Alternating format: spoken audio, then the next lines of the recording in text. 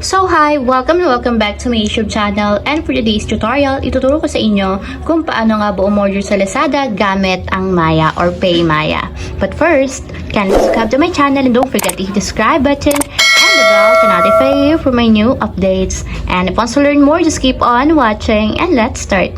So ayan guys, for today's video, i-open lang natin ang ating Lazada account or yung ating Lazada app. And then after nyan guys, pumili lang kayo ng item na gusto nyong i-check out gamit ang PayMaya or PayMaya as payment method. So for example guys, is magse-search ako ng item. So tissue na lang yung isa-search ko. And pili kayo dito guys kung ano yung gusto nyong item. So ito na lang yung pipiliin ko, yung tig to 39 pesos. Tap nyo yung item. And double check nyo yung quality niya guys. Make sure na mataas yung ratings and reviews niya para hindi tayo disappoint once na dumating yung item sa atin. So halimbawa is ito na yung orderin nyo or i-check out nyo. Tap nyo na dito yung buy now. So ayan guys, dito naman is pili kayo ng variation kung ano bang item yung gusto nyong i-check out. So ito na yung pipiliin ko, 5 pieces soft tissue. Then after nyan, i-scroll up lang natin. And punta kayo dito guys sa payment method. So kung makikita nyo, naka-pay with GCash siya. So papalitan natin into PayMaya or Maya. So tap nyo lang. And hanapin nyo dito yung Maya guys. So tap nyo yung Maya.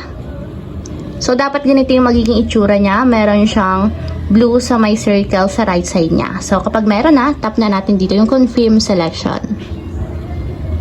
And kung makita nyo guys, nakamaya na yung ating payment method. So para ma-confirm and ma-check out na natin yung item, tap na natin yung confirm to pay. So dapat guys, meron tayong fund or balance sa ating Maya or PayMaya account para mag-success yung payment natin.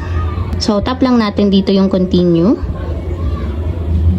So ayan guys, magli-link na yung ating Lazada account sa Maya account natin. So login nyo lang yun yung PayMaya or Maya. So tap na natin yung login. And may magsasend na OTP code sa ating 11-digit or registered mobile number sa Maya. So lagay nyo lang yung OTP code dito sa blank spaces. And then after nyo malagay yung OTP code, tap na natin yung verify. So, i-allow lang natin para ma-access yung ating Maya account. So, after naman yan guys, tap na natin yung confirm to pay para ma-last na siya sa ating Maya account.